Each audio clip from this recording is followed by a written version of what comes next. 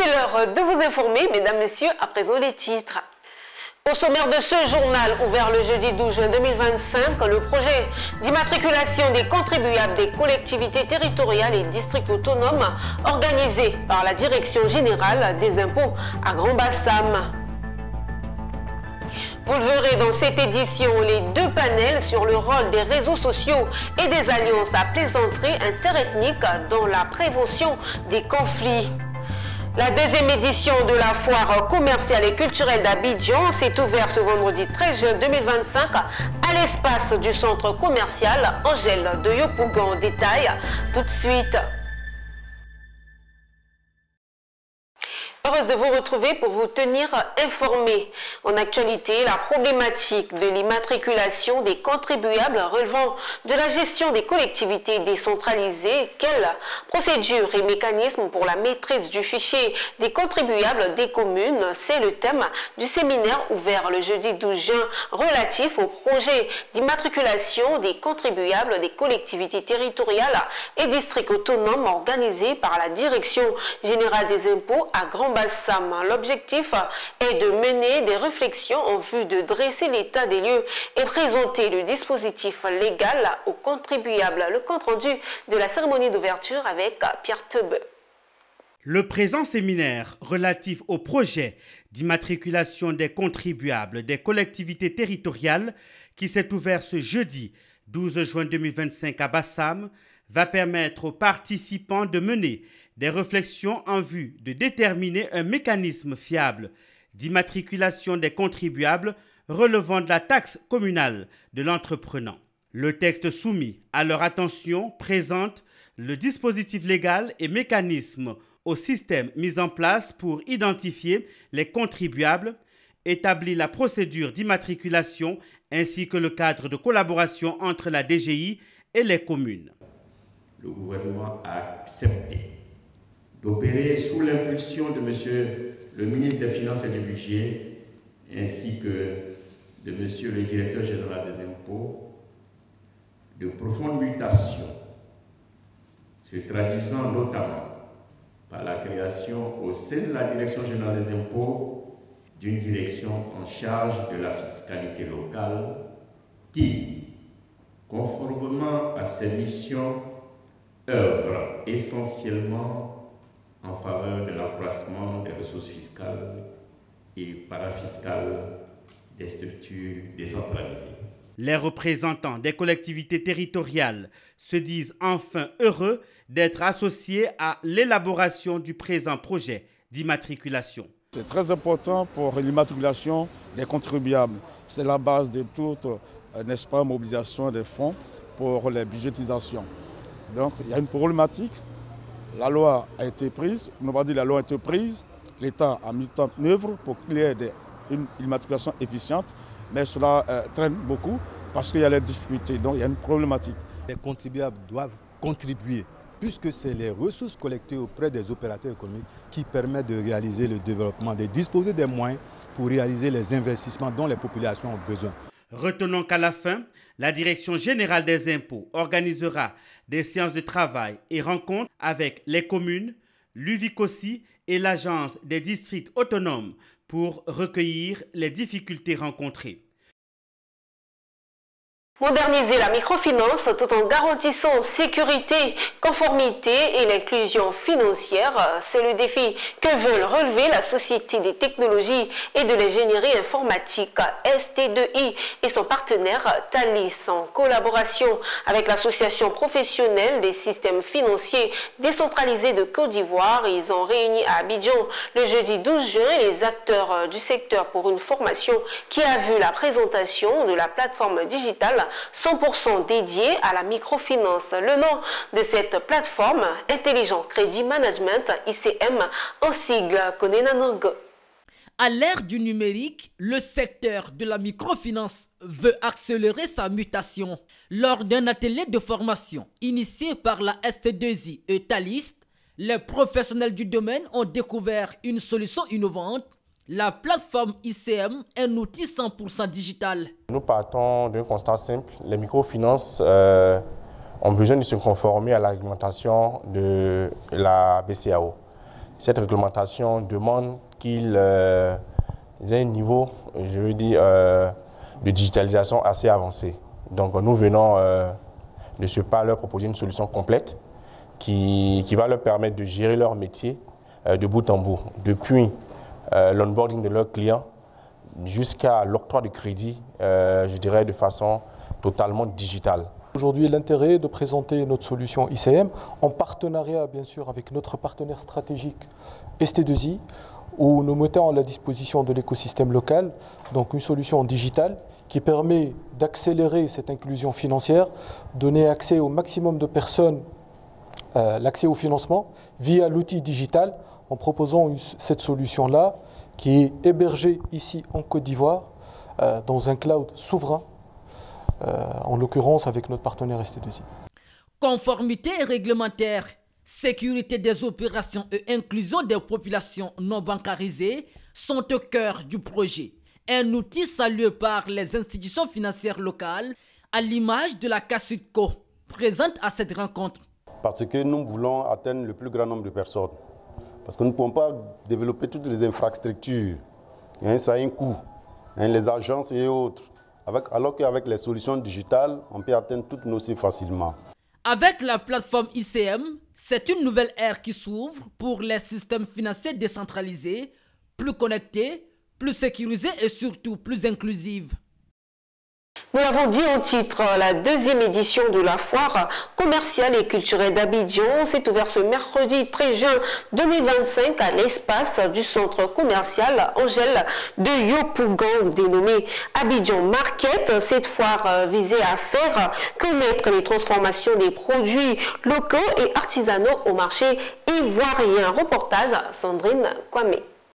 Abidjan Market est à sa deuxième édition. Du 13 au 15 juin 2025, cette foire commerciale et culturelle d'Abidjan va permettre de découvrir les dernières tendances du marché local et artisanal ivoirien. L'objectif de cette foire pour mettre en avant nos produits locaux et surtout nos entrepreneurs locaux avec leur savoir-faire, avec le talent qu'ils ont, de mettre en avant nos diversités, nos richesses culturelles. Le menu de ces 3 jours, nous avons l'exposition Vente déjà, qui a commencé avec les produits locaux et les autres entrepreneurs. Nous avons le thème de cette deuxième édition, Innover pour nourrir durablement, pour lequel nous avons plusieurs centres gastronomiques qui mettent en avant tout ce qui est transformation agroalimentaire et les produits non périssables surtout. Et nous avons aussi la dégustation partie. Voilà, c'est important. Nous aurons aussi des temps de formation dans le domaine du packaging et comment mieux transformer un produit périssable. Donc nous aurons aussi Abidjan Market by Nat pour ce soir avec un mini-concert qui va commencer avec une danse culturelle. Nous avons localisé certains talents culturels dans le domaine traditionnel. Plusieurs stands de produits locaux sont présentés à cette foire. Là, je vous présente nos différents produits. Voilà, qui est l'huile rouge. La conservation de l'huile rouge peut durer jusqu'à 1 an, c'est-à-dire 12 mois. Nous sommes une entreprise qui est dans la fabrication et la transformation du poisson frais en poisson salé. La particularité de nos poissons, c'est que vous pouvez le conserver très longtemps. Ici, nous participons à cette foire qui est une très belle initiative qui valorise les entrepreneurs locaux à travers les produits dérivés que font les Ivoiriens et Ivoiriennes. Donc aujourd'hui, il y a le karité, il y a le cajou et il y a le manioc. Je suis venue avec le riz local de Zuenna et la pâte d'arachide. La particularité de notre riz, c'est que le riz est déjà vanné, trié, prêt à être utilisé. Pour cette deuxième édition d'Abidjan Market, plus de 2000 visiteurs sont attendus par jour. Toujours en actualité, à l'approche des élections, la question de la paix sociale est au cœur des réflexions.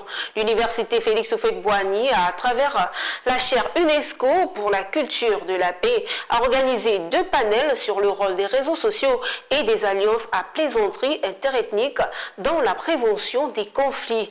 Un double regard entre modernité et tradition pour construire un vivre ensemble durable. Générosa Kouadio. Entre violence verbale, fake news et manipulation, les réseaux sociaux sont devenus un terrain sensible en période électorale. Face à ce constat, le premier panel organisé par la chaire UNESCO pour la culture de la paix à l'Université Félix Houphouët-Boigny de Cocody s'est penché sur l'impact de ces plateformes numériques sur la paix sociale. Panéliste de ce premier panel, Akassaïn Lazare, président du conseil d'administration de la RTI, plaide pour la responsabilité des parents et des utilisateurs face aux dérives en ligne. Les réseaux sociaux ne font que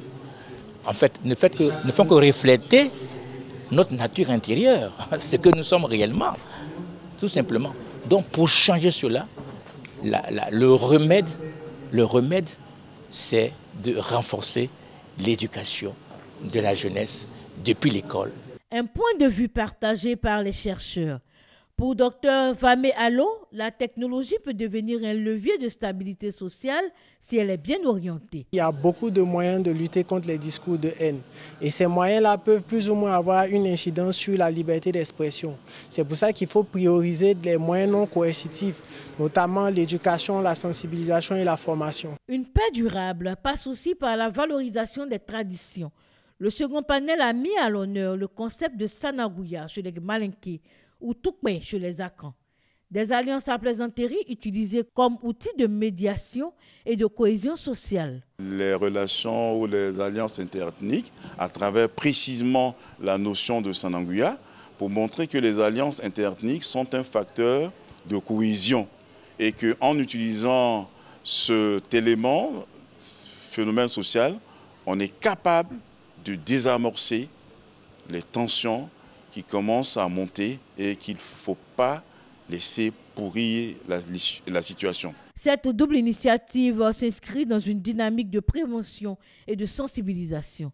Elle vise à renforcer les valeurs de paix, de tolérance et d'unité nationale à l'orée des prochaines élections. L'ouverture de la première édition du colloque sur plancton s'était effectuée à l'université Nongui à Brongwa sous le thème « Le plancton face au changement environnemental global, diagnostic, défis et stratégies pour des solutions durables ». Ce colloque s'était tenu sur 2 jours et visait à approfondir les connaissances sur les relations complexes entre le changement environnemental et les écosystèmes aquatiques pour proposer justement des solutions durables. Ce reportage est signé Michel Brou. L'importance du plancton dans les chaînes alimentaires marines et son rôle dans le maintien de la santé des écosystèmes était au cœur de la première journée du plancton à l'université Nongui à Brongwa. Les intervenants ont mis en avant les défis que pose le changement climatique, la pollution et la surpêche sur ces organismes microscopiques qui, bien souvent invisibles à l'œil nu, sont fondamentaux pour le bon fonctionnement de l'écosystème aquatique. Aujourd'hui, nous parlons des biodiversités du plancton, de sa conservation, mais nous devons comprendre que notre environnement, le monde que nous vivons, c'est basé sur des équilibres. Et tous les vivants qui sont là ont un certain rôle. Il y a des interactions.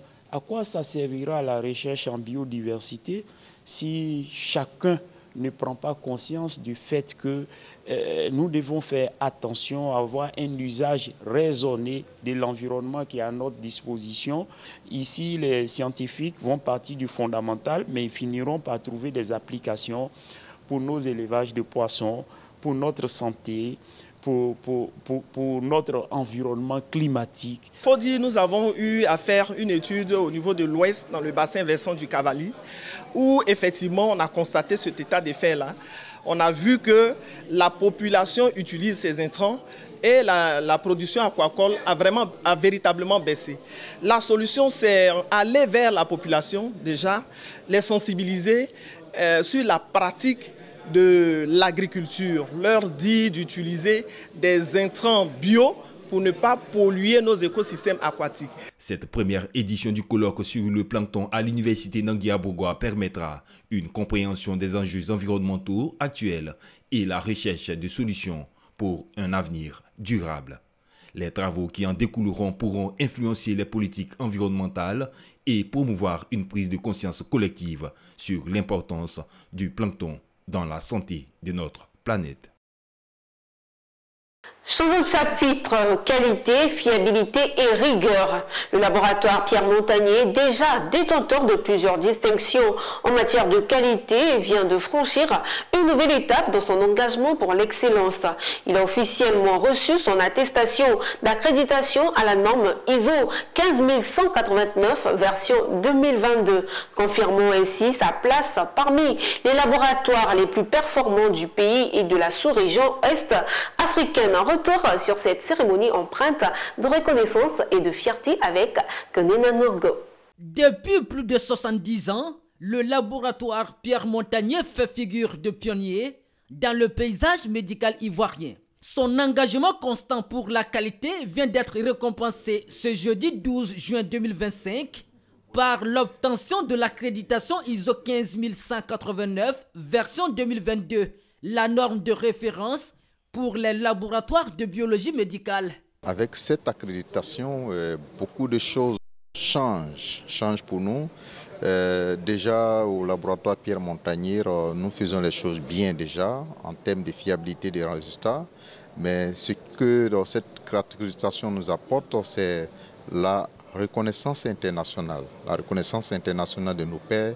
Vous voyez aujourd'hui dans le monde entier, lorsqu'on a un laboratoire accrédité, qu'on soit à Paris, aux États-Unis, en Côte d'Ivoire, ça veut dire que ce sont des laboratoires qui sont égaux. Et en termes de, si un client vient chez nous au laboratoire Pierre Montagnier, nous faisons une analyse et qui part en France dans un autre laboratoire, plus question de reprendre ce résultat. Il y avait bien entendu des exigences structurelles, donc d'organisation qu'il fallait mettre en conformité, mais il y avait aussi des exigences techniques qui relevaient vraiment des impératifs opérationnels. Cette reconnaissance vient s'ajouter aux précédentes distinctions obtenues par le laboratoire, notamment le prix ivoirien de la qualité en 2020 et 2022. Une progression continue saluée par les instances d'accréditation. Vous jouez désormais un rôle de leader en accédant au cercle encore très restreint des laboratoires accrédités ISO 15189.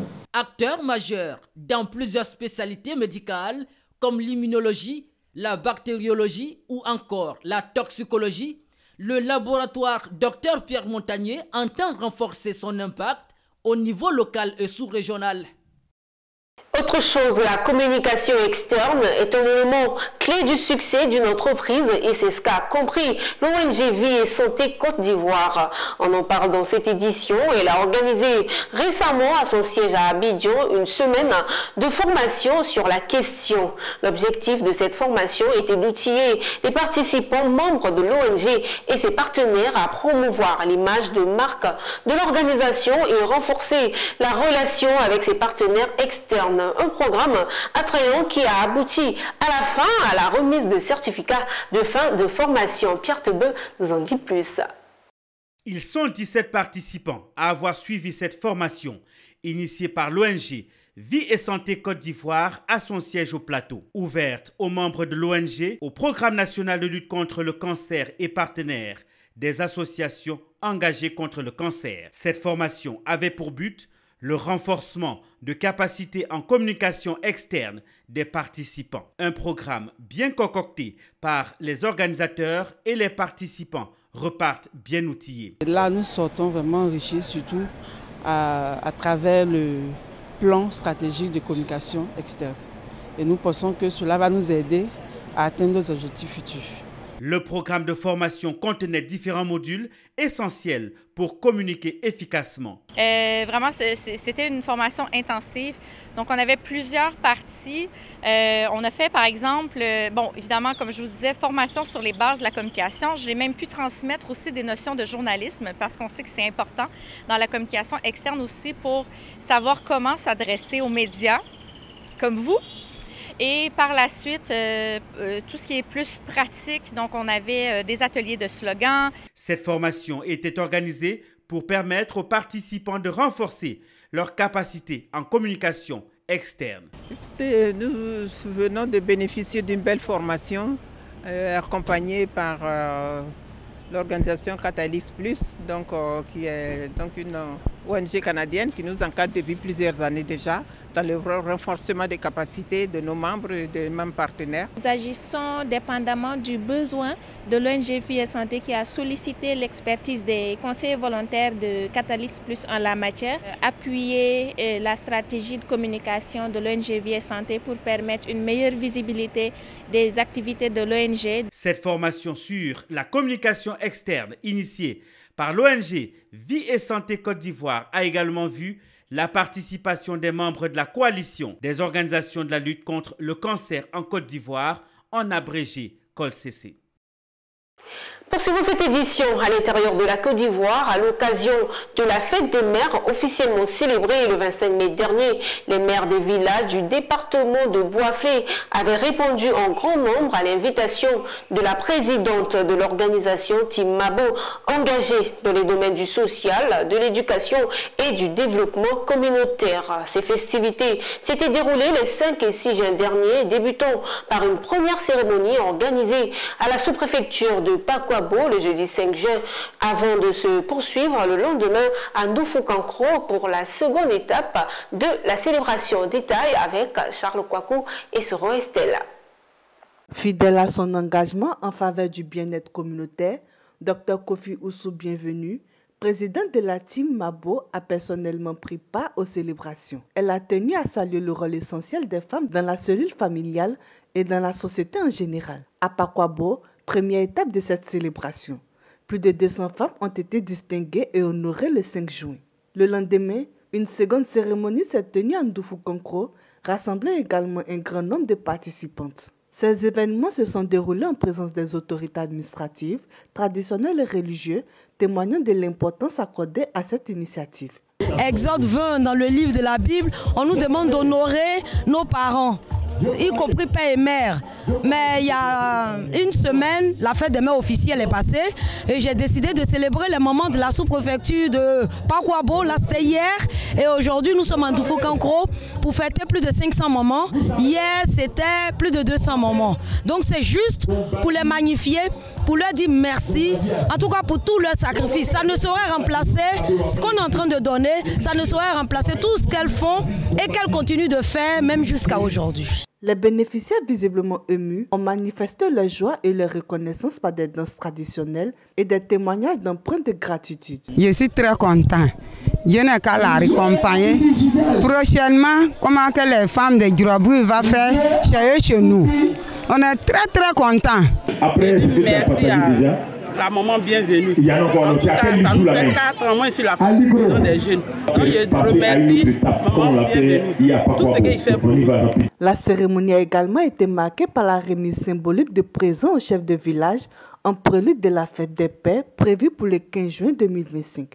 Team Mabo donne déjà rendez-vous pour la 5e édition qui promet d'être encore plus émouvante et chargée d'émotions.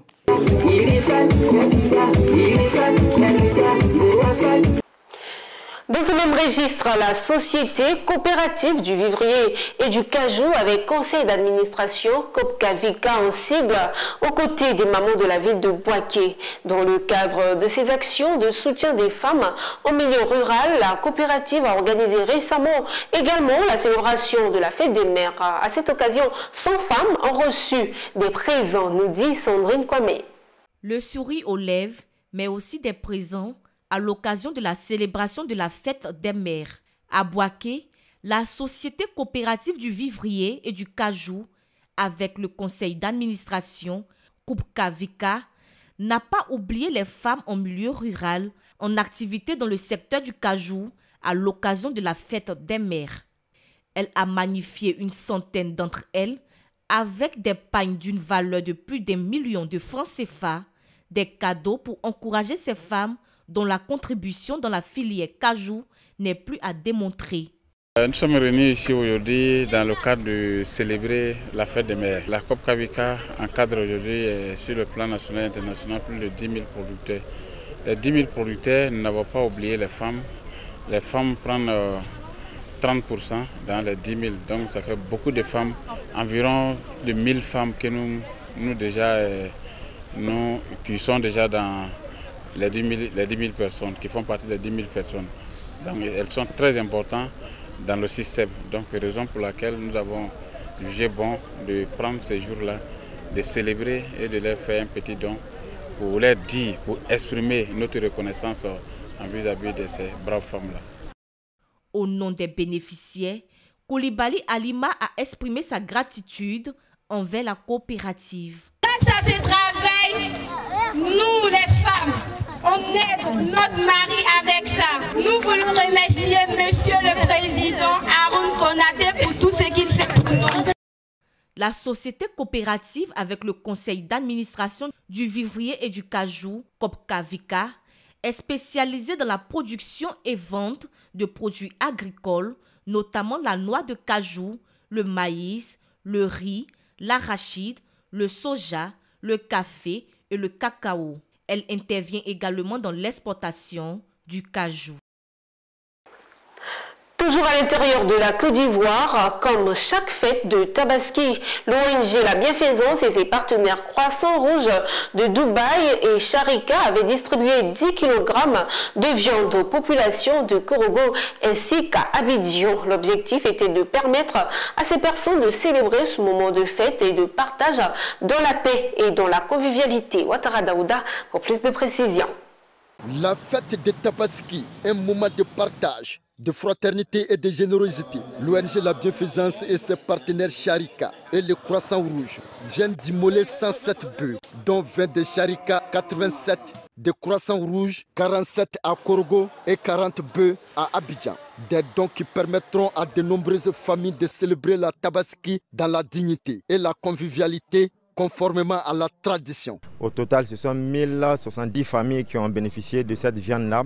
Et l'objectif de ce partage-là, c'était vraiment de prôner la solidarité, l'entraide, afin que chaque année, on puisse chacun se souvenir de son prochain, pour lui permettre de fêter, d'être dans les meilleures conditions et rendre grâce à Allah subhanahu wa ta'ala qui nous a permis de fêter encore cette énième fête de Tabaski. Chaque année, l'ONG nous fait honneur de nous convier donc à la cérémonie de distribution des kits, que ce soit pendant le Ramadan ou pendant la Tabaski.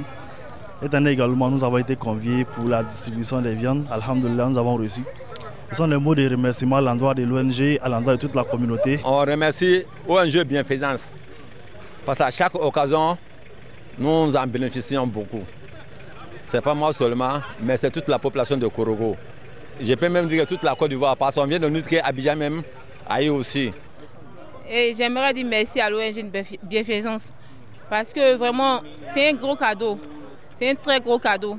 Vraiment que Dieu vous garde longtemps et que cela continue. Cette cérémonie de partage, de solidarité et de fraternité a été saluée par les autorités de la ville. C'est dans une ambiance fraternelle et conviviale que la fête de Tabaski s'est terminée. On ne pouvait pas parler de la fête de Tabaski sans évoquer celle de Pentecôte. À la veille de la célébration de la Pentecôte, un souffle d'unité et de renouveau spirituel avait traversé les cœurs à travers un programme d'évangélisation inédit. À l'initiative de l'Action pour les ouvriers de Dieu, le missionnaire Juste Mambo avait délivré un enseignement puissant sur le mariage selon le Saint-Esprit. Commentaire de Koné Mamogo.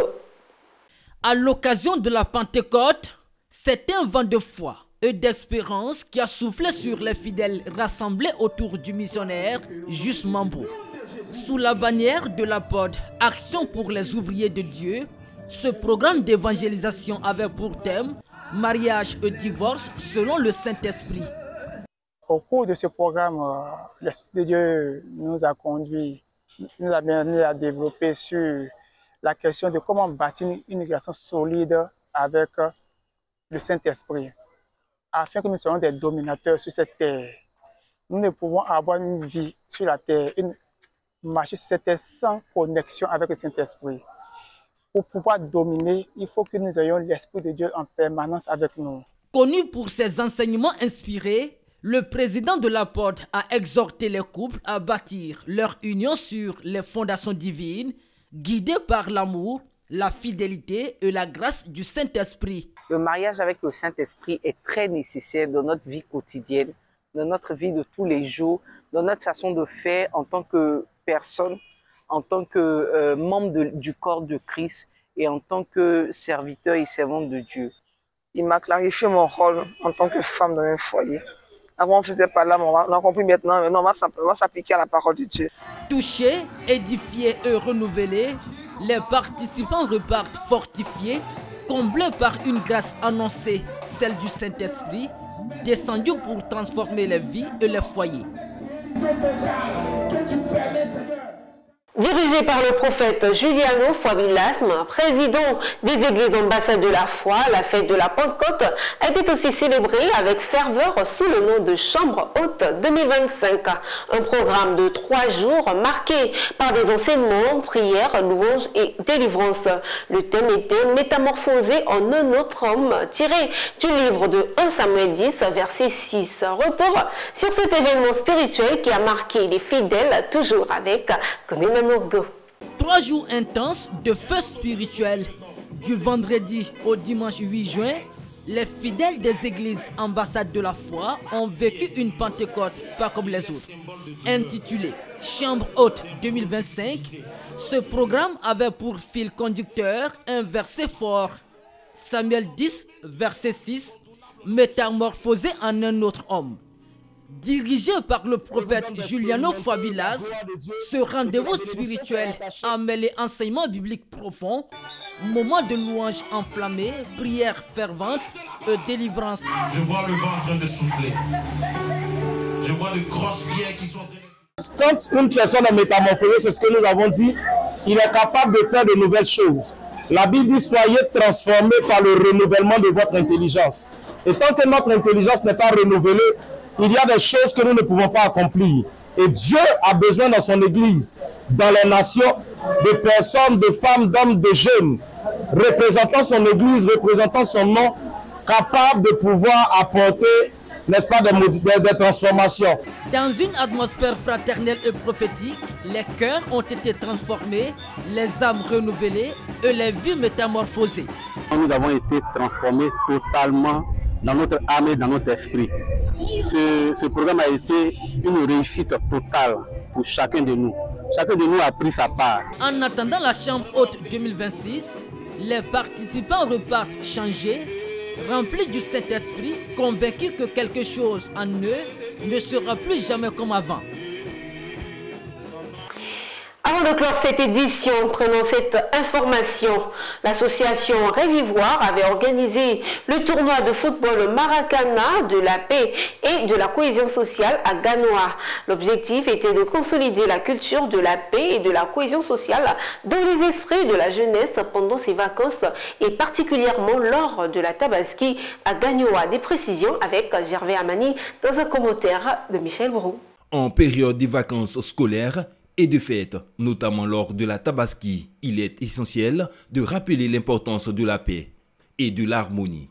L'association Rêve Ivoire a choisi cette occasion pour sensibiliser les participants aux enjeux de la cohésion sociale à travers le sport, un langage universel qui dépasse les différences. L'association a souhaité offrir aux jeunes l'opportunité de se rencontrer, de partager des expériences autour du tournoi de Maracana.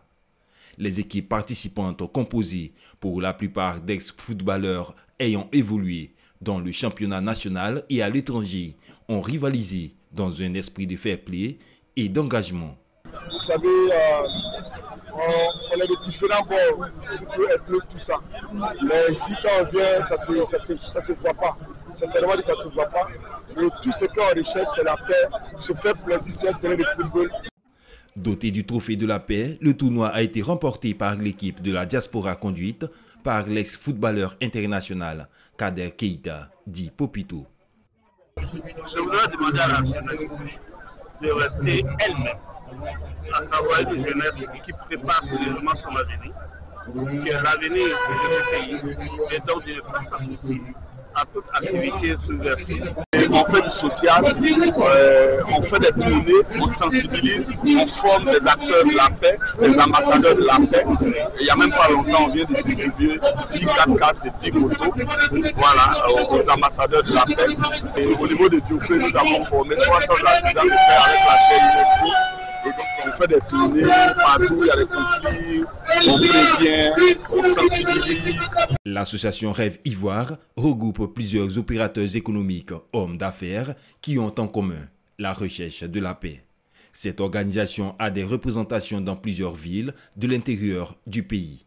Le tournoi de Maracana de l'association a été conçu comme une plateforme pour engager les jeunes à la paix. Voilà, c'est la fin de cette grande édition. Merci de l'avoir suivi. On se retrouve très bientôt. Entre-temps, profitez au maximum des programmes de Business 24 Africa car nous sommes la télé utile. Au revoir.